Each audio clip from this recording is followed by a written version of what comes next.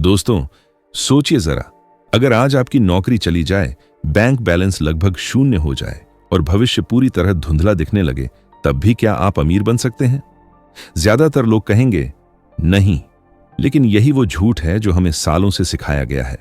सच ये है कि अमीरी कोई जादू नहीं है, कोई सीक्रेट स्टॉक टिप नहीं है और ना ही किसी बहुत बड़ी सैलरी का खेल है।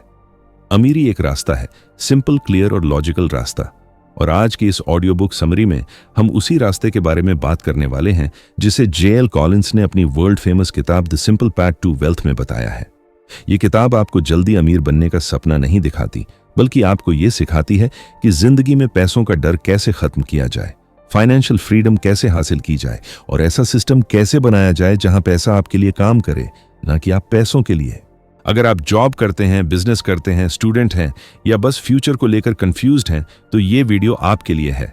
लेकिन एक शर्त है, अगर आप इसे आधा सुनकर छोड़ देंगे तो शायद कुछ खास नहीं बदलेगा, लेकिन अगर आपने इसे आखिर तक सुना तो आपका पैसों को देखने का नजरिया हमेशा के लिए बदल सकता है। तो आराम से बैठिए, ध्यान से सुनिए और इस सिंपल पाथ को समझिए, क्योंकि कभी कभी जिंदगी की सबसे बड़ी प्रॉब्लम्स का सॉल्यूशन भी सबसे सिंपल होता है। और हाँ, अगर आप सच में ऐसी value packed audio book summaries चाहते हैं जो आपकी सोच और जिंदगी दोनों बदल दें, तो वीडियो को लाइक करना मत भूलिए, चैनल को सब्सक्राइब जरूर कीजिए ताकि ऐसी और पावरफुल किताबों का ज्ञान आप तक लगातार पहुंचता रहे। अध्याय 1, पैसे का खेल और हमारी सबसे बड़ी गलतफहमी। ज्यादातर लोग सोचते हैं कि पैसे की दुनिया बहुत कॉम्प्लिकेटेड है, शेयर मार्केट डरावना है, निवेश जोखिम भरा है और अमीर लोग कोई अलग ही दुनिया के प्राणी हैं। लेकिन कॉलिंस इस किताब की शुरुआत ही इसी भ्रम को तोड़ने से करते हैं। वो कहते हैं कि पैसा कोई रॉकेट साइंस नहीं है। असली प्रॉब्लम पैसा नहीं, बल्कि हमारी सोच है। हमें बचपन से सिखाया जाता है कि अच्छी पढ़ाई करो, अच्छी नौकरी पाओ और पूरी जिंदगी मेहनत करते रहो, लेकिन कोई ये नहीं सिखाता कि उस मेहनत से कमाए गए पैसों को संभालना कैसे है। नतीजा ये होता है कि जैसे जैसे कमाई बढ़ती है, वैसे वैसे खर्च भी बढ़ जाता है और इंसान एक ऐसी दौड़ में फंस जाता है जहां वो दौड़ता तो बहुत है, लेकिन पहुंचता कहीं नहीं। कॉलिंस इसे मनी ट्रैप कहते हैं। ये वो जाल है जहां इंसान सोचता है कि अगली सैलरी हाइक, अगला प्रमोशन या अगला बड़ा मौका उसे फाइनेंशियली सेफ बना देगा। लेकिन सच ये है कि अगर आपकी लाइफस्टाइल आपकी इनकम से तेज भाग रही है, तो आप चाहे कितना भी कमा लें, कभी आजाद नहीं हो पाएंगे। इसलिए इस अध्याय का सबसे बड़ा मैसेज ये है कि अमीरी कमाने से नहीं, बचाने से शुरू होती है। पैसा कमाना जरूरी है, लेकिन उससे भी ज्यादा जरूरी है उस पैसे को अपने कंट्रोल में रखना। कॉलिंस यहां एक बहुत सिंपल लेकिन पावरफुल बात कहते हैं। आपका सबसे अच्छा इन्वेस्टमेंट आप खुद हैं। इसका मतलब ये नहीं कि बस कोर्सेज खरीदते रहो, बल्कि इसका मतलब है कि अपने खर्चों पर कंट्रोल सीखो, अपने इमोशंस को समझो और ये जानो कि आपको सच में कितना चाहिए। ज्यादातर लोग दूसरों को इंप्रेस करने के लिए चीजें खरीदते हैं, ऐसी चीजें जिनकी उन्हें जरूरत भी नहीं होती, सिर्फ इसलिए क्योंकि समाज ने उन्हें यह सिखा दिया है कि सक्सेस दिखनी चाहिए। लेकिन असली सक्सेस दिखती नहीं, महसूस होती है जब आपको पैसों की चिंता नहीं सताती। इस अध्याय में कॉलिंस ये भी बताते हैं कि पैसा एक टूल है, लक्ष्य नहीं। अगर आप पैसे को लक्ष्य बना लेते हैं तो आप कभी सेटिस्फाइड नहीं होंगे, लेकिन अगर आप पैसे को एक टूल की तरह इस्तेमाल करना सीख लेते हैं तो वही पैसा आपको ऑप्शंस देता है। वो ऑप्शन कि आप किस तरह की जिंदगी जीना चाहते हैं, किसके साथ समय बिताना चाहते हैं और किन चीजों से दूर रहना चाहते हैं। और यही फाइनेंशियल फ्रीडम की असली परिभाषा है। अध्याय के अंत में एक बहुत इंपॉर्टेंट सवाल छोड़ा जाता है, क्या आप सच में अमीर बनना चाहते हैं या सिर्फ अमीर दिखना चाहते हैं? क्योंकि इन दोनों रास्तों में जमीन आसमान का फर्क है। और अगले अध्याय में हम इसी सवाल का जवाब ढूंढेंगे कि सही रास्ता कौन सा है और गलत रास्ता कौन सा। अध्याय 2, बचत ही असली सुपर पावर है। अगर आप सोचते हैं कि अमीर बनने के लिए बहुत ज्यादा कमाना जरूरी है, तो कॉलिंस इस अध्याय में आपकी ये गलतफहमी पूरी तरह तोड़ देते हैं। वो साफ कहते हैं कि वेल्थ का फाउंडेशन इनकम नहीं, सॉविंग्स रेट होता है। यानी आप कितना कमा रहे हैं, उससे ज्यादा जरूरी है कि आप उसमें से कितना बचा पा रहे हैं। दो लोग एक जैसी सैलरी कमाते हैं, लेकिन एक फाइनेंशियली फ्री बन जाता है और दूसरा पूरी जिंदगी स्ट्रगल करता रहता है। फर्क सिर्फ एक आदत का होता है, बचत की आदत। कॉलिंस यहां एक सिंपल सा फॉर्मूला बताते हैं, आपकी बचत ही आपकी आजादी खरीदती है। जितना ज्यादा आप बचाते हैं, उतना ज्यादा आप अपनी जिंदगी का कंट्रोल अपने हाथ में लेते हैं, क्योंकि बचत आपको करेज देती है। जॉब छोड़ने का करेज, गलत जगह नो कहने का करेज और अपने रूल्स पर जिंदगी जीने का करेज। बिना बचत के इंसान मजबूर होता है और मजबूरी में लिए गए फैसले अक्सर गलत साबित होते हैं। इस अध्याय में वो ये भी समझाते हैं कि ज्यादातर लोग सेविंग्स इसलिए नहीं कर पाते क्योंकि वो पहले खर्च करते हैं और बाद में बचाने की कोशिश करते हैं। लेकिन सही तरीका इसका उल्टा है, पहले बचाओ, फिर जो बचे उसमें खर्च करो। ये सुनने में सिंपल लगता है, लेकिन यही आदत धीरे धीरे आपकी पूरी फाइनेंशियल लाइफ बदल देती है। शुरुआत में मुश्किल लगती है, लेकिन जैसे ही आप इसे हैबिट बना लेते हैं, आपका दिमाग खुद एडजस्ट हो जाता है। कॉलिंस लाइफस्टाइल इन्फ्लेशन पर भी बात करते हैं। जैसे ही इनकम बढ़ती है, नया फोन, बड़ी कार, महंगा घर, सब कुछ नॉर्मल लगने लगता है। लेकिन वो चेतावनी देते हैं कि यही चीजें आपकी फ्यूचर फ्रीडम की सबसे बड़ी दुश्मन है। हर अननेसेसरी खर्च दरअसल आपकी फ्यूचर लाइफ से उधार लिया हुआ पैसा है। जब आप आज ज्यादा खर्च करते हैं तो आप कल की आजादी को बेच रहे होते हैं। इस अध्याय का सबसे पावरफुल लेसन ये है कि बचत कोई सैक्रिफाइस नहीं है, बल्कि एक एक्सचेंज है। आप आज कुछ कंफर्ट्स छोड़ते हैं ताकि कल आप अपनी जिंदगी अपने टर्म्स पर जी सकें, और यही सोच आपको भीड़ से अलग करती है। अध्याय के अंत में कॉलिंस एक सवाल छोड़ते हैं, अगर आपकी नौकरी कल चली जाए तो आप कितने महीनों तक बिना डर के जी सकते हैं? इसी सवाल का जवाब तय करता है कि आप कितने आजाद हैं। और अगले अध्याय में हम देखेंगे कि जो पैसा आप बचाते हैं उसे काम पर कैसे लगाया जाए ताकि वो आपके लिए दौड़ना शुरू कर दे। अध्याय 3, निवेश से डर क्यों लगता है और उसे कैसे खत्म करें। जैसे ही निवेश की बात आती है, ज्यादातर लोगों के दिमाग में डर बैठ जाता है।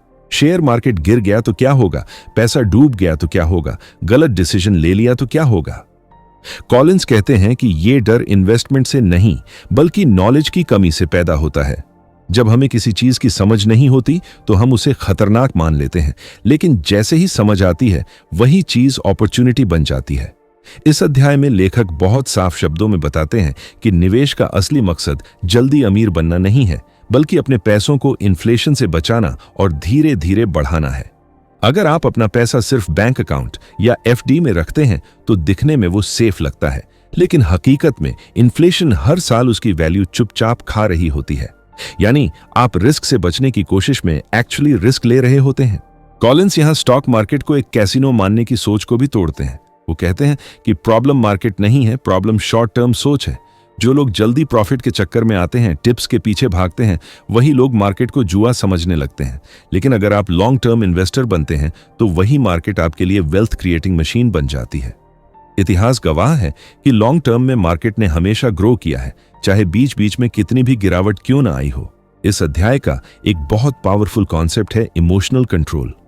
लेखक बताते हैं कि मार्केट गिरने पर सबसे ज्यादा नुकसान वो लोग करते हैं जो पैनिक में बेच देते हैं, जबकि स्मार्ट इन्वेस्टर्स वही होते हैं जो गिरावट को सेल की तरह देखते हैं। लेकिन ये माइंडसेट ओवरनाइट नहीं बनता, ये डिसिप्लिन से बनता है। इसलिए वो कहते हैं कि निवेश शुरू करने से पहले खुद को मेंटली स्ट्रांग बनाना जरूरी है, ताकि आप डर के आधार पर नहीं, लॉजिक के आधार पर फैसले लें। अध्याय के अंत में एक बहुत गहरी बात कही जाती है, मार्केट आपका दुश्मन नहीं है, आपका दुश्मन आपका खुद का दिमाग है। अगर आप अपने इमोशंस को कंट्रोल करना सीख जाते हैं तो निवेश अपने आप सिंपल हो जाता है। और अगले अध्याय में हम जानेंगे कि इन्वेस्टमेंट को इतना सिंपल कैसे बनाया जाए कि आपको दिन रात चार्ट देखने की जरूरत ही ना पड़े। अध्याय 4, सिंपल ही सबसे स्मार्ट स्ट्रैटेजी है। ज्यादातर लोग निवेश को जरूरत से ज्यादा कॉम्प्लिकेटेड बना देते हैं। अलग अलग स्टॉक्स, डेली ट्रेडिंग, लगातार न्यूज देखना और हर समय ये डर कि कहीं कुछ गलत ना हो जाए। कॉलिंस इस अध्याय में कहते हैं कि यही कॉम्प्लेक्सिटी आपकी वेल्थ की सबसे बड़ी दुश्मन है। जितना ज्यादा आप चीजों को उलझाते हैं, उतना ही ज्यादा आप गलतियां करने की संभावना बढ़ा देते हैं। असली स्मार्ट स्ट्रैटेजी वही होती है जिसे आप लंबे समय तक बिना तनाव के फॉलो कर सकें। इस अध्याय में कॉलिंस इंडेक्स फंड्स की ताकत समझाते हैं। वो बताते हैं कि ज्यादातर प्रोफेशनल फंड मैनेजर्स भी लॉन्ग टर्म में मार्केट को बीट नहीं कर पाते। तो फिर एक आम इंसान क्यों इतना दिमाग लगाए? इंडेक्स फंड पूरे मार्केट में निवेश करता है, यानी आप किसी एक कंपनी पर दाम नहीं लगा रहे, बल्कि पूरे सिस्टम की ग्रोथ में हिस्सा ले रहे हैं। ये अप्रोच बोरिंग लग सकती है, लेकिन वेल्थ बोरिंग तरीके से ही बनती है। कॉलिंस यहां कॉस्ट की इंपॉर्टेंस पर भी जोर देते हैं। ज्यादातर लोग रिटर्न्स पर ध्यान देते हैं, लेकिन फीस को इग्नोर कर देते हैं। छोटे छोटे चार्जेस लॉन्ग टर्म में आपकी वेल्थ को चुपचाप खा जाते हैं। इसलिए लो कॉस्ट इन्वेस्टिंग इस किताब का कोर प्रिंसिपल है। जितना कम पैसा बीच वालों को जाएगा, उतना ज्यादा आपके लिए काम करेगा। सिंपल स्ट्रैटेजी का एक बड़ा फायदा यह भी है कि आपको बार बार डिसीजन लेने की जरूरत नहीं पड़ती, और कम डिसीजंस मतलब कम मिस्टेक्स। इस अध्याय में एक और पावरफुल आइडिया सामने आती है, कंसिस्टेंसी। मार्केट ऊपर जाए या नीचे, डिसिप्लिन तरीके से इन्वेस्ट करते रहना ही लॉन्ग टर्म सक्सेस की है। लेखक कहते हैं कि सही स्ट्रैटेजी से ज्यादा जरूरी है उस स्ट्रैटेजी पर टिके रहना। ज्यादातर लोग स्ट्रैटेजी नहीं, पेशेंस की कमी की वजह से फेल होते हैं। वो शुरुआत तो सही करते हैं, लेकिन बीच रास्ते में डर या लालच उन्हें भटका देता है। अध्याय के अंत में लेखक ने यह साफ कर देते हैं कि अगर आप सिंपल, लो कॉस्ट और लॉन्ग टर्म अप्रोच अपनाते हैं तो आपको एक्सपर्ट बनने की जरूरत नहीं है, आपको बस डिसिप्लिन चाहिए। और अगले अध्याय में हम जानेंगे कि जब मार्केट क्रैश होता है तब स्मार्ट इन्वेस्टर क्या करता है और आम इंसान क्या गलती करता है। अध्याय 5, जब मार्केट गिरता है तब असली खेल शुरू होता है। मार्केट गिरते ही ज्यादातर लोगों का दिमाग बंद हो जाता है। न्यूज चैनल डर फैलाने लगते हैं, लोग लॉसेस की बात करने लगते हैं और हर तरफ पैनिक का माहौल बन जाता है।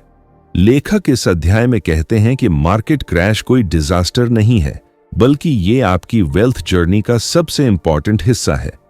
फर्क सिर्फ इतना है कि आप इसे कैसे देखते हैं, खतरे की तरह या मौके की तरह। कॉलिन्स समझाते हैं कि मार्केट गिरना बिल्कुल नॉर्मल है। इतिहास में कोई भी लंबा बुल मार्केट बिना गिरावट के नहीं चला है, लेकिन ज्यादातर लोग इसी नॉर्मल प्रोसेस को फेलियर समझ लेते हैं। जैसे ही पोर्टफोलियो लाल रंग में दिखता है, लोग बेचने लगते हैं और यहीं पर वो अपने फ्यूचर रिटर्न्स को खुद ही खत्म कर देते हैं। मार्केट क्रैश असल में वेल्थ का ट्रांसफर होता है, इम्पेशेंट लोगों से पेशेंट लोगों की तरफ। इस अध्याय में वो स्टेड कोर्स नाम का कॉन्सेप्ट बताते हैं। इसका मतलब है कि चाहे मार्केट कितना भी नीचे चला जाए, अपनी स्ट्रैटेजी मत बदलो। जो प्लान आपने शांत दिमाग से बनाया था, उसे डर के समय मत तोड़ो।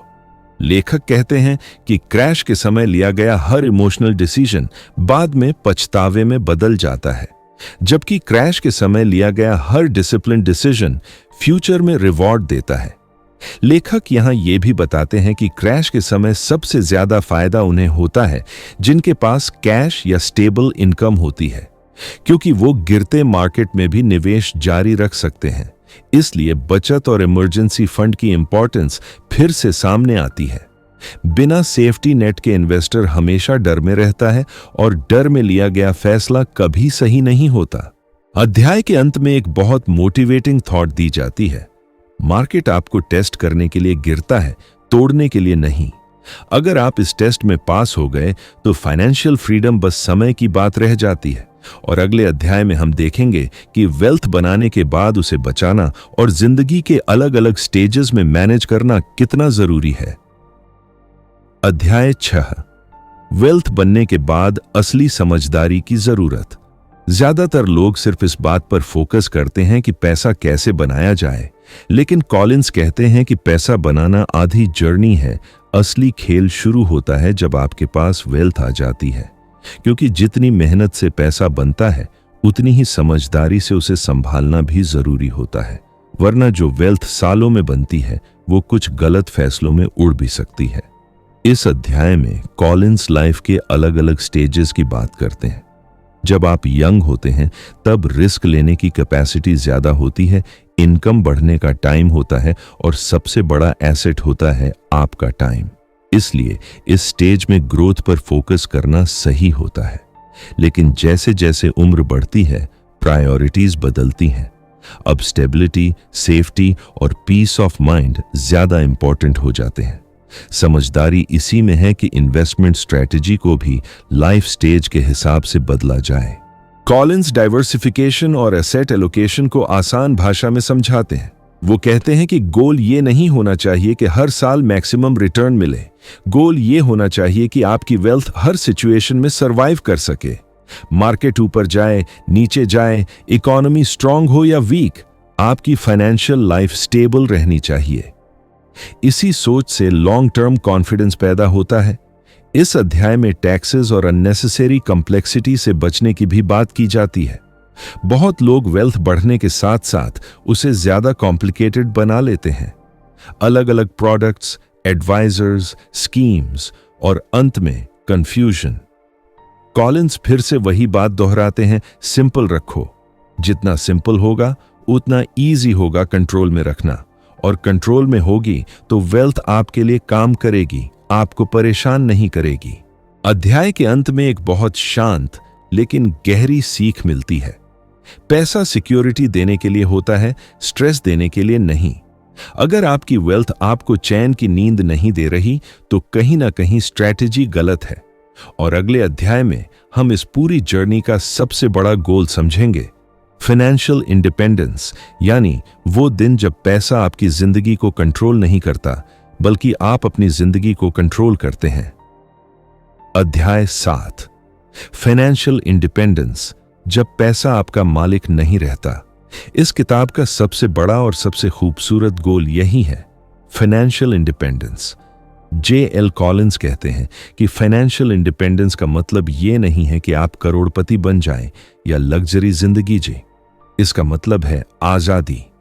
वो आजादी कि आप डर के बिना फैसले ले सकें, वो आजादी कि आप सिर्फ पैसों के लिए वो काम न करें जो आपको पसंद नहीं, और वो आजादी कि आप अपनी जिंदगी अपने टर्म्स पर जी सकें।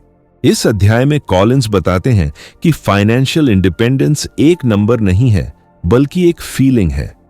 जब आपकी इन्वेस्टमेंट्स इतनी स्ट्रांग हो जाती हैं कि आपकी बेसिक जरूरतें पूरी कर सकें, तब आपकी डिपेंडेंसी खत्म होने लगती है। आपको हर महीने सैलरी का इंतजार नहीं करना पड़ता और ना ही हर डिसीजन पैसे के डर से लेना पड़ता है। यही वो मोमेंट है जब इंसान मेंटली फ्री महसूस करता है। कॉलिंस सेफ विथड्रॉल और लॉन्ग टर्म सस्टेनेबिलिटी की बात करते हैं, लेकिन बहुत सिंपल शब्दों में। वो समझाते हैं कि वेल्थ का सही इस्तेमाल उसे धीरे धीरे समझदारी से खर्च करने में है, ताकि वो पूरी जिंदगी आपका साथ दे सके। फाइनेंशियल इंडिपेंडेंस का मतलब ये नहीं कि पैसा खत्म कर दो, बल्कि ये है कि पैसा एक फ्लो की तरह चलता रहे, स्टेडी, रिलायबल और टेंशन फ्री। इस अध्याय में एक बहुत इंपॉर्टेंट साइकोलॉजिकल चेंज की भी बात होती है। जैसे ही आप फाइनेंशियली इंडिपेंडेंट होते हैं, आपकी प्रायोरिटीज बदलने लगती हैं। आप चीजों से ज्यादा एक्सपीरियंसेस को महत्व देने लगते हैं, स्टेटस से ज्यादा सेटिस्फैक्शन को और दिखावे से ज्यादा सुकून को। और यही बदलाव आपकी जिंदगी को सच में रिच बनाता है। अध्याय के अंत में कॉलिंस एक सिंपल लेकिन पावरफुल सवाल छोड़ते हैं। अगर पैसों का डर आपकी जिंदगी से निकल जाए तो आप अपनी जिंदगी कैसे जीना चाहेंगे? क्योंकि फाइनेंशियल इंडिपेंडेंस आपको सिर्फ पैसे नहीं देती, वो आपको वो जिंदगी चुनने का हक देती है जिसके आप हकदार हैं। और अगले हिस्से में हम इस पूरी जर्नी को एक साथ जोड़ेंगे ताकि आपको साफ दिखे कि ये सिंपल पाथ असल में कितना पावरफुल है। अध्याय 8, सिंपल पाथ का असली मतलब, जिंदगी सिर्फ पैसा नहीं। अब तक आपने समझ लिया होगा कि the simple path to wealth असल में इन्वेस्टमेंट की किताब कम और जिंदगी की किताब ज्यादा है। कॉलिंस आखिरी अध्याय में यह साफ कर देते हैं कि इस पूरे सिस्टम का अल्टीमेट गोल सिर्फ पैसा जमा करना नहीं है, बल्कि एक ऐसी जिंदगी बनाना है जहां पैसा रास्ते में रुकावट न बने। क्योंकि जब बेसिक फाइनेंशियल टेंशन खत्म हो जाती है, तभी इंसान सच में जीना शुरू करता है। कॉलिंस कहते हैं कि वेल्थ का सबसे बड़ा फायदा लग्जरी नहीं बल्कि चॉइस है। चॉइस कि आप किसके साथ समय बिताना चाहते हैं, किस तरह का काम करना चाहते हैं और किस चीज को अपनी जिंदगी से बाहर रखना चाहते हैं। ज्यादातर लोग जिंदगी कॉम्प्रोमाइज में जीते हैं, इसलिए नहीं कि वो कमजोर हैं, बल्कि इसलिए क्योंकि वो फाइनेंशियली मजबूर हैं। सिंपल पाथ आपको उसी मजबूरी से बाहर निकालने का तरीका देता है। इस अध्याय में वो एक बहुत इंपॉर्टेंट बात याद दिलाते हैं, कंपैरिजन से बचो। आपकी वेल्थ जर्नी किसी और से अलग होगी, आपकी स्पीड अलग होगी और आपके गोल्स भी अलग होंगे। सोशल मीडिया और सोसाइटी आपको ये महसूस करा सकती है कि आप पीछे रह गए हैं, लेकिन असलियत ये है कि जो इंसान अपने खर्च, अपनी सेविंग्स और अपनी इन्वेस्टमेंट्स को कंट्रोल कर रहा है, वही असली रेस जीत रहा है। वेल्थ क्वाइटली बनती है, शोर मचाकर नहीं। कॉलिंस इस बात पर भी जोर देते हैं कि once you reach financial independence, तब भी सिंप्लिसिटी मत छोड़ो। बहुत लोग गोल तक पहुंचकर वही गलती कर देते हैं जिससे वो भाग रहे थे, जरूरत से ज्यादा खर्च, दिखावा और अननेसेसरी स्ट्रेस। सिंपल पाथ सिर्फ वेल्थ बनाने का नहीं, वेल्थ बनाए रखने का भी तरीका है। जितनी सिंप्लिसिटी उतना पीस। अध्याय के अंत में किताब का सबसे पावरफुल मैसेज आता है। आपको एक्सपर्ट बनने की जरूरत नहीं है, आपको लकी होने की जरूरत नहीं है, और आपको एक्स्ट्रॉर्डिनरी होने की भी जरूरत नहीं है। आपको बस डिसिप्लिन्ड, पेशेंट और कंसिस्टेंट होना है। यही सिंपल पाथ है। यही वो रास्ता है जिस पर आम इंसान भी एक्स्ट्रॉर्डिनरी फाइनेंशियल लाइफ बना सकता है। और अब सवाल आपसे है, क्या आप भी इसी सिंपल पाथ पर चलने के लिए तैयार हैं, या फिर पुरानी गलतियों के साथ वही पुरानी जिंदगी जीते रहेंगे? फैसला आपका है, क्योंकि रास्ता सिंपल है, लेकिन उस पर चलने की हिम्मत बहुत कम लोग करते हैं। निष्कर्ष, अब फैसला आपके हाथ में है। अब आपने इस पूरी ऑडियो बुक समरी में the simple path to wealth का असली सार समझ लिया होगा। यह किताब आपको अमीर बनने का शॉर्टकट नहीं सिखाती, बल्कि आपको वो माइंडसेट देती है जो आपको जिंदगी भर फाइनेंशियल स्ट्रेस से दूर रख सकता है। कॉलिंस बार बार यही बात दोहराते हैं कि वेल्थ कोई ओवरनाइट मिरेकल नहीं है। ये छोटे छोटे सही फैसलों का नतीजा है जो आप सालों तक लगातार लेते रहते हैं। बचत करना, सिंपल तरीके से निवेश करना, डर और लालच से दूर रहना, और सबसे जरूरी पेशेंस रखना। यही वो हैबिट्स हैं जो एक आम इंसान को फाइनेंशियली फ्री बनाती हैं। सबसे बड़ी सीख यही है कि पैसा अपने आप में गोल नहीं है। पैसा सिर्फ एक टूल है जिससे आप अपनी जिंदगी को बेहतर बना सकते हैं। जब आप इस सिंपल पाथ पर चलते हैं तो धीरे धीरे पैसों का डर कम होने लगता है, फैसले साफ होने लगते हैं, और जिंदगी में एक अलग तरह का सुकून आने लगता है। आप मार्केट के उतार चढ़ाव से घबराते नहीं, क्योंकि आपको पता होता है कि आप किस रास्ते पर चल रहे हैं और क्यों चल रहे हैं। अब सवाल सिर्फ इतना है कि क्या आप इस नॉलेज को सिर्फ सुनकर भूल जाने वाले हैं, या फिर इसे अपनी जिंदगी में अप्लाई करने वाले हैं। याद रखिए, जानकारी सबके पास होती है, लेकिन आजादी सिर्फ उन्हीं को मिलती है जो एक्शन लेते हैं। सिंपल पाथ सबके लिए खुला है, लेकिन उस पर चलने का फैसला हर किसी को खुद करना पड़ता है। अगर आपको ये ऑडियो बुक समरी सच में वैल्यूएबल लगी हो, अगर इसने आपकी सोच को थोड़ा सा भी बदल दिया हो, तो वीडियो को लाइक जरूर कीजिए। और अगर आप ऐसी ही पावरफुल, प्रैक्टिकल और लाइफ चेंजिंग किताबों की ऑडियो बुक समरीज आगे भी सुनना चाहते हैं, तो चैनल को सब्सक्राइब करना बिल्कुल मत भूलिए। मिलते हैं अगली वीडियो में एक और ऐसी किताब के साथ जो आपकी जिंदगी को थोड़ा और आसान, थोड़ा और आजाद बना सके।